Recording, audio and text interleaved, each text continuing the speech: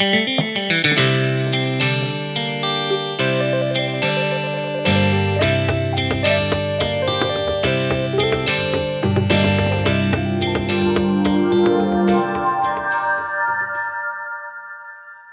everyone, and welcome to the Honor the Feminine podcast. I'm your host, Shannon Ledford, and today I'm really excited to have LiYana Silver with us.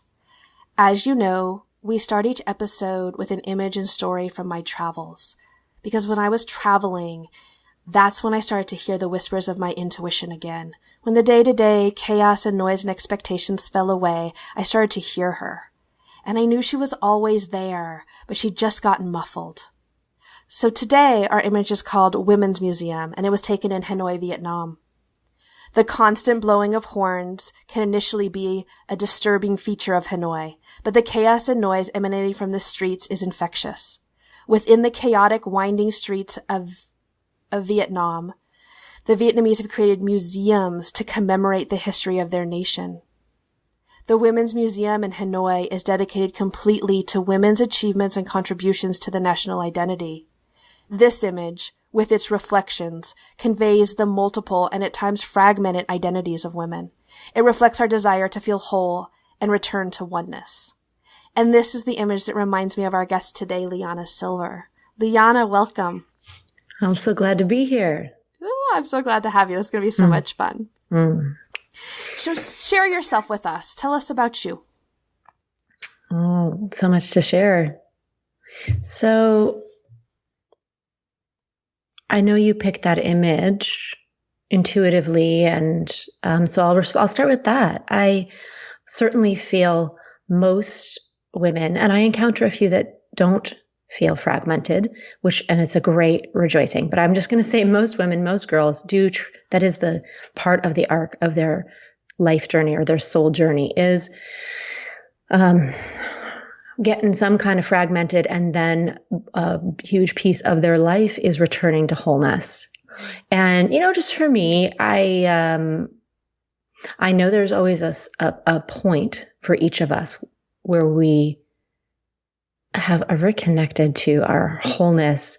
It could just be for a few seconds right before conception, or when you're a kid, or maybe you get into childhood and girlhood, and maybe you even get into young womanhood. But, for most of us, it starts to dim around there. And I had a really interesting, conscious and loving childhood. So I'm not entirely sure. I just think I grew up in an intentional community in the mountains of Taos, New Mexico, to some really wonderful community members. My parents were, all in all, really wonderful beings. And at the same time, so we lived in a house that they built by hand, brick by brick, that was round. And my father was a sort of self-taught physicist and figured how to build a house.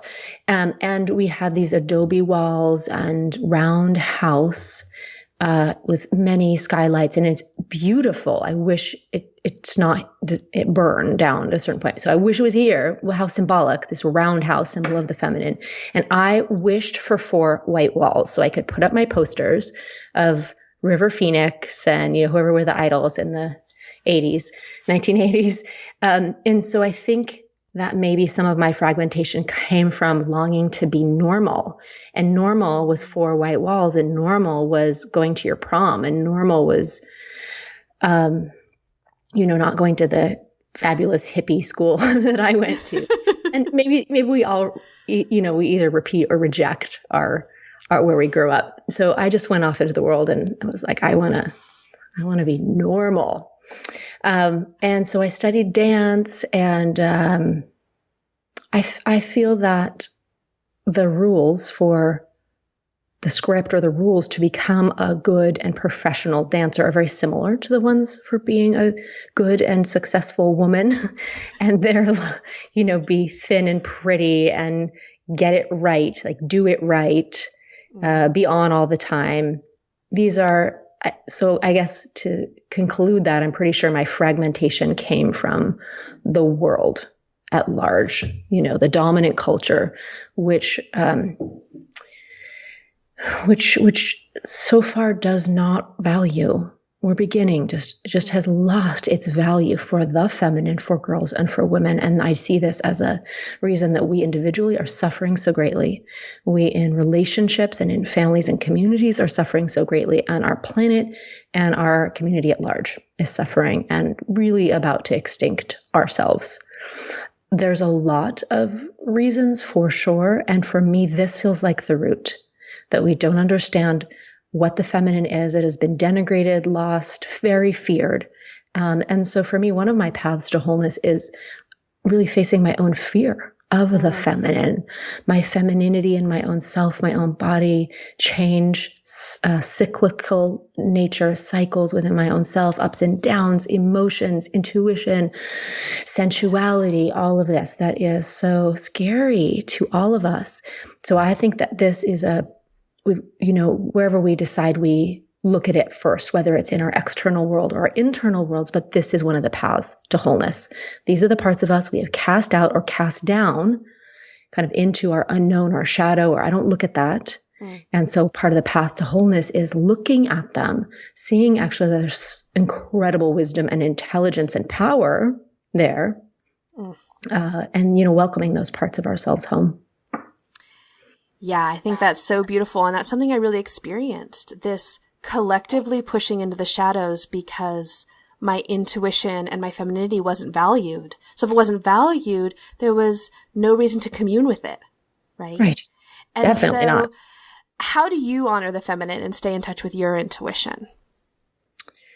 So let me answer that in two ways. Yeah. Firstly, I have had to understand that intuition is a superpower, or it is a power. It's not a liability. So in this world, at some point, we traded our intuition for reason. The world said, that sounds like nonsense. And it is. It's not rational sense, right? Sometimes it doesn't make the same kind of rational, linear, hierarchical sense. So I think one part of me, the way I honor the feminine, is to understand what a power this is. For me, I think every woman, every person can define this differently, but I define intuition as, I love the definition. I think I found it in some dictionary that says intuition is direct knowing. It is, or even spiritual perception without the need for conscious reasoning.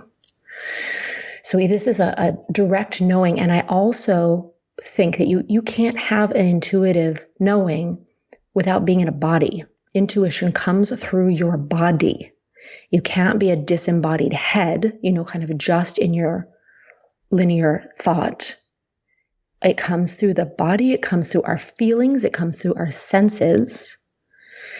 And that I also see it as a direct communication between, kind of cosmic intelligence or collective soul, and also just the way that the collective soul narrows and focuses and is your almost individual soul.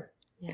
So I look at it and go, whoa, this is superpower. This is me talking to collective soul. We're having a jam session.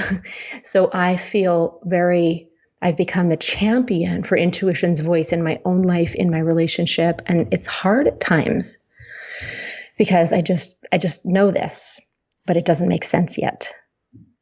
It feels like too, we collectively have done a disconnect from our bodies, and that's part of the healing is a reconnection with our bodies.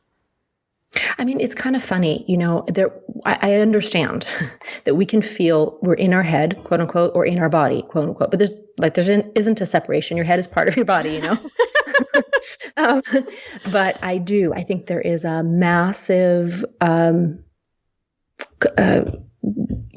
we come from an ethos that says consciousness exists in the brain. It exists in the head.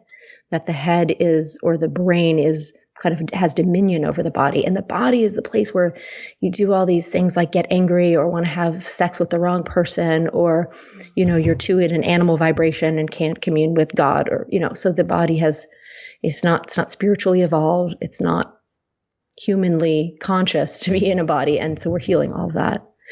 I mean, and to that effect, I think the other way that I honor the feminine is being in the body.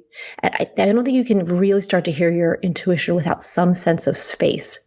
And, the image you started with of, I've spent some time in India, not in Vietnam, but some time in India. It's, it's similar. It's loud. It's beautiful. It is Mother India for a reason, but it's loud. It's chaotic. And so nothing's more intense to me out in the world than India, to be honest. Like I've never been, and I've been a lot of places, and India is a whole nother intensity level. It really is. It really is. And so and not to compare my daily life with Indian daily life, but I think that one of the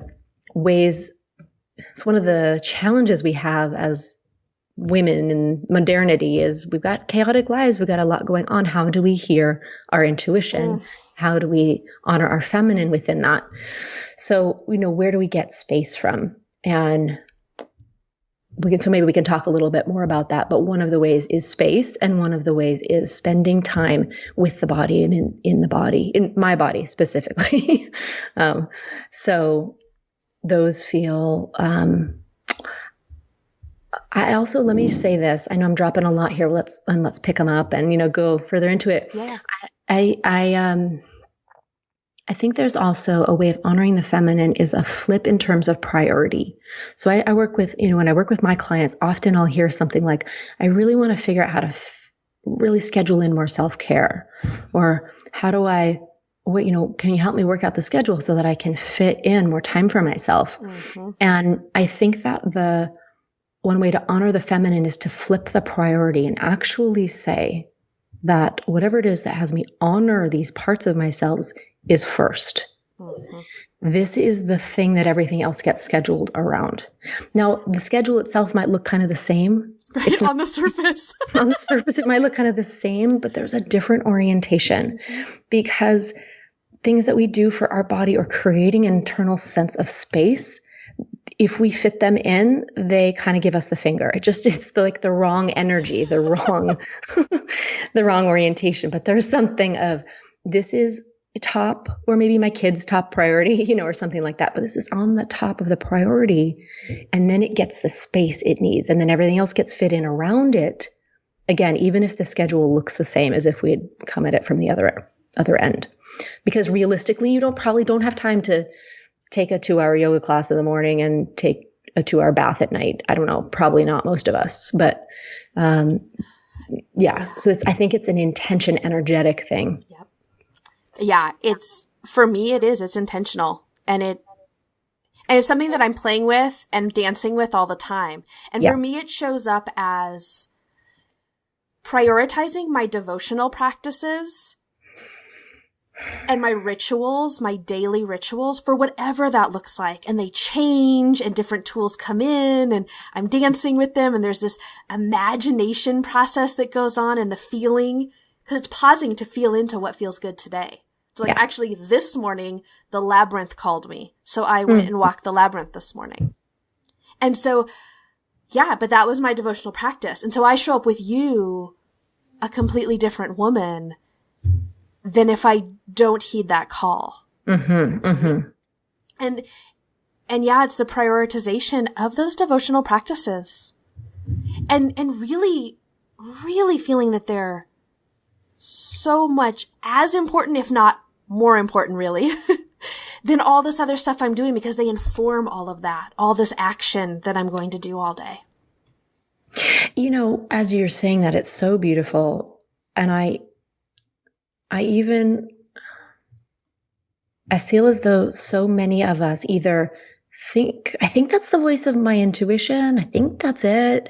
She's really quiet today, or I don't even know. I would follow that, but I don't even know. And I think what you're talking about is actually not only a great devotional practice, but also a great way to start to hone what the heck your intuitive voices sound like, or sense, how you sense them. So I just want to, maybe even step it back a bit and say, what are you listening for? What does this sound like for especially for a woman who feels it's a shaky connection, or inconsistent, or she's just discovering it. So maybe I'll just say it, or go ahead and I'll chime in. For me, I see it as a muscle, right? That we work with and that I work with and strengthen. And yeah. And that the moments of quiet are important, those pauses, and they don't have to be long. So true. So true. It doesn't have to be 2 hours in the morning and 2 hours at night. No. And I think you've said something really helpful. I think some of us stop because we say we don't have 2 hours in the morning and 2 hours in the night. But it is one thing I love love and hate about feminine time. Masculine time, I often call it chronos. Chronos time, that's chronological time. It's just more linear. You can measure it with a clock. And it's real. And feminine time is, there's a great term called kairos time, which is God's time, by whatever name you call God. And feminine time is more of a spiral, like the concept of a wormhole in space, which means that's how they think that, instantaneous space travel can happen. And they think that there are some. So essentially a straight line curves around and becomes a circle so that the beginning of the line, right, actually closes in on itself. So point A is so now close to point B that it's instantaneous. So I say all that to say that what you're saying is, so what would be Chronos time of 2 hours of meditation can be, if you sort of take the intentional space. Okay, I'm going to create this space to drop into feminine time, feminine space. It can take a few moments, but it really does bring that spaciousness into our lives, and the quiet. It was almost like an internal quiet where we can start to hear. And that's that space again. Because as much as you're intentionally creating space to step into your devotional practices, that for me creates the space internally. Yeah. And it's all about space for me. You know what I want to even say is, so I've been, just to share, some of my own interesting edges, because I just feel like this might be a question of, that sounds nice and all. And then when I get quiet or I'm not doing, I get really freaked out. And that's not true some of the time, but it is true some of the time for me. So just to speak to that, I do feel that on beyond our childhood and our upbringing and the wounds that happened there, which were probably significant, that we also, I'd like to say, we do carry in our emotional DNA 5,000 years of the feminine being not valued. And we are afraid of, we are carrying fear in our bodies of a lot of past trauma. So, we say, okay, let me get quiet, but then all of the, what we have been running from starts to get louder. So I just think it's a beautiful practice to say, as you said, Shannon, it's a beautiful analogy. This is a muscle, and I want to cultivate the muscle of intuition, of space, of quiet. And I'm just going to hang out a little bit longer today than I did yesterday and breathe, as I might get a little anxious, and I'm going to get a little less anxious tomorrow than I did today. It's just nice to acknowledge that sometimes it can be blissful and sometimes it can bring up creepy crawlies. Yeah, that's beautiful. And that's interesting because the meditation practice, a transcendental meditation that I've practiced for years, the idea of sometimes, you just drop in, it's really easeful and you're like in the transcendent, it's blissful. And then sometimes there's just tons of thoughts. And the way it was explained to me is, those days when there's tons of thoughts aren't any less valuable than the days that you're in bliss. Those thoughts are just your physiology releasing stress. And so that's what that's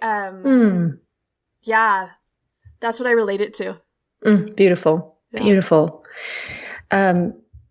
I feel like there was one more thing I wanted to say. Can I say one more thing? Of course. Just that feels really valuable as you're strengthening this muscle of intuition or your own direct knowing. So let's just say, when I was dancing, which I did, was sort of my first career, I would get some instruction like, when you do that turn, use your gracilis muscle. And I was like, okay, what's that? So just to use that as a random example, gracilis, it's the most graceful muscle in the body. Gracilis is this, it's sort of in the inner thigh, and it goes from, I think, if I have this right, for your knee, kind of connects to your pelvic bone, and it helps it when you turn out your legs like in ballet. So there's this muscle in your body you probably didn't know, and maybe someone tells you where it is, or someone gently puts their hand there, and then you go, oh, that's where it is, and that's what it feels like to flex and extend that muscle. So to extend that analogy to intuition, so your gracilis or your intuition is so individual. So this isn't how it should be, but just to sort of, talk about it. I think it's so useful to know that intuition, while so personal, it's sort of a sense, meaning you might feel something like a sensation, warm or cool or tingly or expansive or contractive. You might have an emotion connected to it like joy or excitement, or, it might even have a sense of a yes or a no. It absolutely might have clear instruction. Don't do that. Look at this. Most often, I think that intuition is a very symbolic and metaphoric kind of language. So you often will get visual images or sensed images or symbols, a bird, a lake, you with your hands tied, something like that then requires, so like you would with your dream images, requires some deciphering. And so I just want to say there's no right way for that to be, but if you're cultivating this muscle of direct inner knowing, these are some of the things you might be listening and sensing for. Yeah. And I think there's a moment here to speak into, you and I are not special. Like it's not that we have intuition and others don't. I promise you, if you're listening, you have intuition. 100%. We're all special in that. But the way in which we interact with it is unique to each of us. And that's the deciphering that goes on for me. So I love that. And just to follow on that is, so this intuitive part of you, which to me feels a little bit like a tendril of the divine, which is just like inserts into your body, and speaks with you. It just really loves you. It's just so, there's just a tremendous amount of love, tremendous amount of support that this part of you wants you to be in your body, it wants you to be in this life. And there's such a well of unconditional love that it has for you that is incredible to rest into, to locate and feel and rest into. And it is every single person. Absolutely. It is. We are not unique in this specialness. Everyone's got it. No, it's your divine right. It's my divine right. It's everyone's divine right to tap in. That seems to be like the fundamental truth, Yeah. Well said. We're going to take a sacred pause right here. And if you're listening close to our air date of October 4th, I wanted to let you know that I am stepping into Remembering Divine Union. And it's an offering to do an 8-month journey with me and Ava Aldinolfi around the intertwining between the sacred masculine and divine feminine energies that live within each of us. And if that excites you, like if that tingles your body a little bit, I invite you to schedule a free energy activation call where I will channel from an oracle card, and Ava will bring a customized embodiment practice just for you that's most appropriate for the moment. We're really excited about the program. It has been so much fun, the energy activation calls. And you can go to rememberingdivineunion.com and click schedule your energy activation call at the top. All right, back to the show. So can you speak a little bit as we're talking about getting into the body, and you mentioned sensuality at one point. Can you talk about the wisdom of the vagina? Oh, great. Absolutely. Please. Well, yes. So now I will say, I love the word vagina. I like all the words. I like all the reclaimed words. And I will say, as I speak about vagina, maybe we'll speak about, anyways, it's a bit of so the vagina technically is the canal that leads from, so if you could sort of, extends from your uterus, if you have one, to between your thighs, right, to your labia. And so it's really the birth canal or the vaginal canal. That's the vagina. But when we're talking about it, we probably mean the whole, kind of your whole, I like to say usually below your belly button and above your tailbone and between your hip bones, right? So this whole area. So let's talk about it. And I do want to say, because this comes up as a question often, what if I'm a trans woman? What if I had a hysterectomy? What if I don't have? Thank you. Yes. I was going to speak into like, what if you don't have all of these parts? I don't have my cervix or whatever. Doesn't matter. Does not matter. So we are speaking about the wisdom on a body. You might have some or none or all of these. So either way, what I'm saying about this is totally applicable. It's going to feel different, but that's just because we're all different. So that said, what's your favorite descriptive word? I like to use the word oracle. Okay. But I also like the word pussy. I do too. I know a lot of people don't. It's one of those things that feels totally reclaimed for me and affectionate. Completely agree with that. There was a time, even just 6 months back, where that was not a comfortable word for me. But now we use pussy, and we use vulva at our house with my daughter, to use anatomical terms, Yeah, yoni is a great word. Yeah. I mean, and yoni is a Sanskrit word, which means sacred gateway to life, which has a really nice definition or, resonance. Resonance. Yeah. Oracle I like because it also brings in this idea that this is an area of intuition. You can speak with it. There's wisdom here, and it is actually so oracular wisdom. I mean, when you get some of that, you pay attention because it's coming from a really spiritual perception that does not need conscious reasoning. This is intuition, right? So we're kind of talking about this whole pelvic area, and let me just give one example. So it turns out that there's a medical device called the vaginal photometer, and it measures light fluctuations inside the human vagina. And there is a system of pulsation in the vagina, kind of in the pelvic area. It's measured in the vagina. And it's a separate pulse than the pulse that's generated by your heart or your circulatory system. And people who are familiar with more Eastern types of traditional Chinese medicine or acupuncture know the spleen has a pulse. The kidneys have a pulse, and some, not me, but some people can actually feel on your body or on your wrist and feel the different pulses, your heart versus your spleen, et cetera. So I think of it like that. In Ayurveda, that's how they do diagnosis. Yeah. In the ancient Indian Ayurveda of, medicine, Ayurvedic medicine. Yeah. And you can determine the health or the, what's needed by all these different organs and organ systems based on their different pulsations. So it turns out that the vagina has a system of pulsation just like that, distinct from the heart and the circulatory system. And it's measurable when a woman is feeling things like inspiration or pride or confidence, or it actually increases in speed and intensity, sometimes in orgasm too, but it's not just a sexual phenomenon. It is an emotional phenomenon.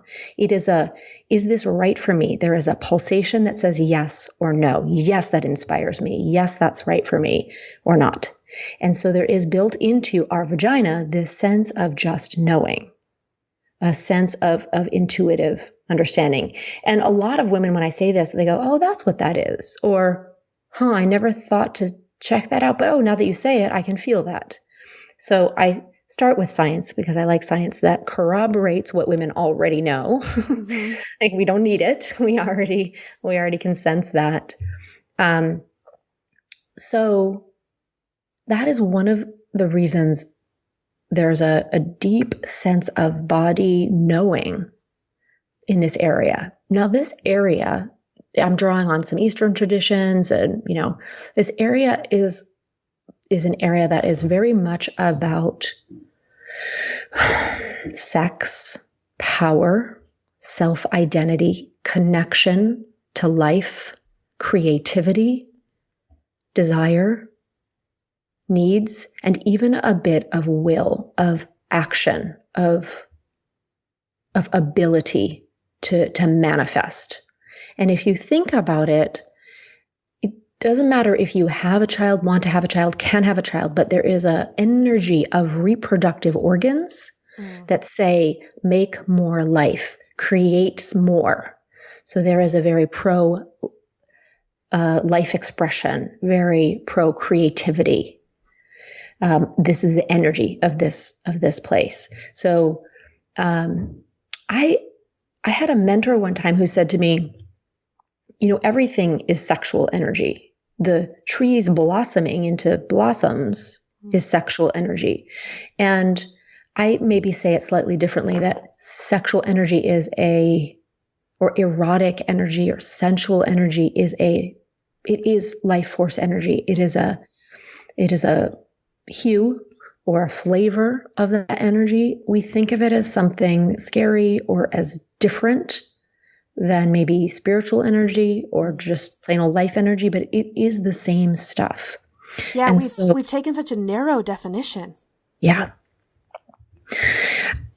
So that it is nice to tap into this area and what you want, what you are drawn toward, what is a pulse of yes in your body, because sexual energy has the power to create new life, whether or not that's in the form of a business or an actual baby, and so this is an area of our bodies that, in essence, there is always something trying to get through us from the other side, from collective soul, get through us into the world. Could be a song, could be a way of being, could be a new nonprofit. And the way that gets through is, first we hear it, and secondly, we birth it, literally or metaphorically. So this is the wisdom of this area. What do you hear? What are you here to create? Like, who are you here to be? And this doesn't have to necessarily be your job. Yeah. Yeah. So as we step into that idea of creation and creating more, can you speak to, because you and I tapped into this before we started recording, the idea of doubt as part of the creative process? Yeah. I'm a big advocate of delving into shadowy parts I don't think are fit for the light of day, ugly, toxic, dark parts. I don't think I just decided to do that one day. I kind of just got taken by the scruff of my neck and thrust into the underworld, and developed a real love for this process. I definitely was not interested in that. But I want to be a light worker, LiYana. Yeah. In a lot of my work. So she put me in the shadow. Exactly. And ironically, when we understand how to work with our shadow, then we can be more fully light workers. Yes. And so, so let me just say, I think that there is a uniquely feminine cycle. I would call it the death and rebirth cycle. We go through it in our menstrual cycle. We see it in the natural world, going from spring and summer to fall and winter. So just to use that as an example, in spring and summer,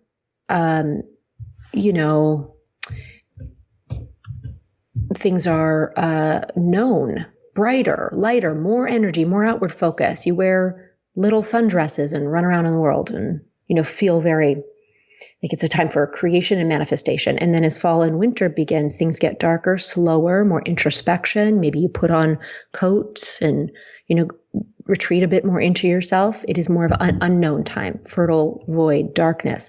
The leaves get shredded off the trees and get composted into the earth. And there's often a lot of stasis. So I often say that everything goes through death and rebirth cycle, including the creative process. So the creative process has to at some point go through that fall and winter unknown. I don't know. I can't see anything clearly anymore. All the signposts have been torn down. I'm in doubt. I'm in self-doubt, or I doubt this thing I'm trying to create. And so I think it's really important to know that's not a step off the path of the creative process. It is part of the path of the creative process. You're not messed up because you're feeling doubt. Doubt is part of the process. I think of doubt a bit like a tough love kind of angel. So it comes up to you and plants its feet and like stands in your way and says, well, what are you going to choose? Are you going to choose me? Are you going to choose to be focused on your doubts? Or are you going to like really connect to the devotion of what you're wanting to be, or what are you wanting to create? It's your choice. And I'm going to look very menacing and very real and stand right in your way. And I think there's some interesting mirror process, or, smoke and mirrors process when you look at doubt in the face, that it sort of then reveals an aspect of, oh, I can do it. I am already doing it. I'm capable. I have everything I need within me. But we kind of have to square off with the doubts. We can't just pretend they're not there or get stopped by them. Somehow just going into, so like feeling your way through that doubt process, I just feel like almost inevitably reveals an aspect of you. So doubt says, I can't. And somehow inevitably reveals this aspect of yourself that says that I can. And I will. And now it's time to go up into the overworld, and go do it. Oh, that is so gorgeous. And on that note, are you ready for the random questions? I'm excited for the random questions. So if you could sit down with any woman, alive or dead, for a chat and tea, who would it be? Mary Magdalene. That's who, Saint Mary Magdalene. That's who I'm thinking of at the moment. Anais Nin's probably a close second. I love Saint Mary Magdalene as the poster child of our times. So I don't know. I didn't study Christianity or goddess mythology at all when I was young, but I kind of knew who she was. She's like the really bad woman in the story of Jesus Christ. And I think she kind of is repentant and gets redeemed. And it turns out, and even is now recognized by the Catholic Church, that she is the apostle of the apostles, perhaps married to Jesus Christ. And if you read the Gospel of Mary, which I have, it's very cryptic.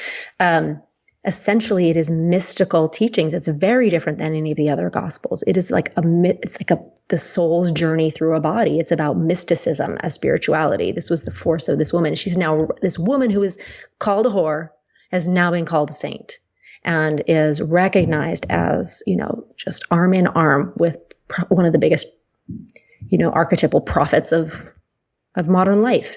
And I just would love to have tea. Whoa, yeah. How was that for you? Well, and she symbolizes what we were speaking into earlier around that shift into valuing the feminine. Yes.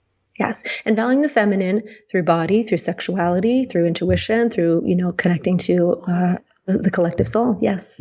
Yeah. And the second question is, where would you most like to travel? Great question.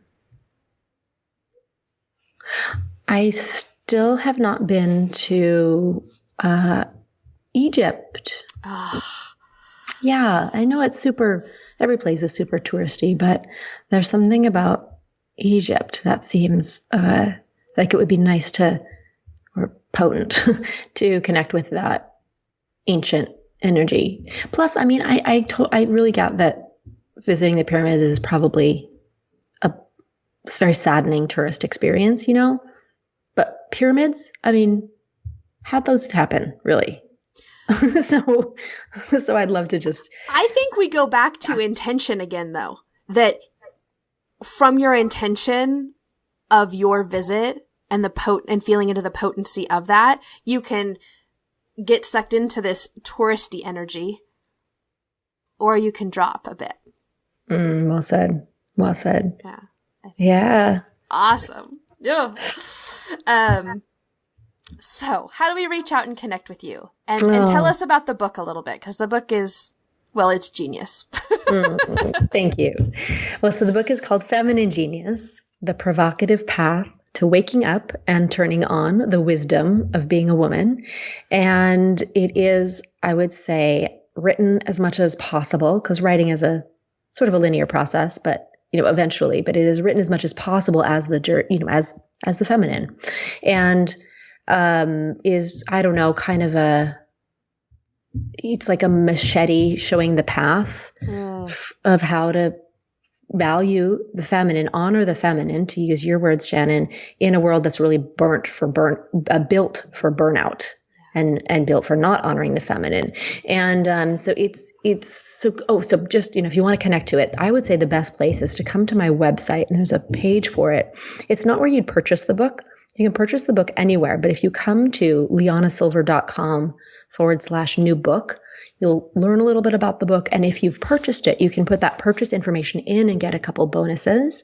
One is a masterclass on the vagina as the oracle as and I was with you live that day, and it is phenomenal, ladies. I mean, it's amazing. So it's a live masterclass that our darling Shannon was on, and that's the recording of it. So that is great. And there's a couple other bonuses there, and it's a great way for us to stay connected. My website also is, there's a ton of articles and videos and other things for inspiration, and a way for us to stay connected. And that's LiYanaSilver.com. And I love your blog posts. They're so many of them are so just potent, and I love them. So thank you. Thank you. Oh, I will say too, I don't do a ton of social media, but my main place is Facebook. So it's facebook.com/feminine genius. And if you like the page, then it'll notify you about Facebook Live videos, which I do also every week, usually related to the blog post topics. And that's a really great way for us to actually connect as well. Awesome. And so we will put all of that in the show notes for this episode over at honorthefeminine.com to make it really easy for everyone to connect. LiYana, thank you for today. This was so rich and juicy, and I loved it. Me too. And I really appreciate how we let our intuition really guide into something really potent. Yeah. What a treat. Yeah. Hello again, everyone. I loved being with LiYana, and it was such a divinely timed conversation around doubt and the creative process for me. I also loved diving into LiYana's book, Feminine Genius, and it came with gorgeous bonuses of interviews and a masterclass. And she really taps you into that oracle wisdom that comes from your yoni, your pussy, your vagina.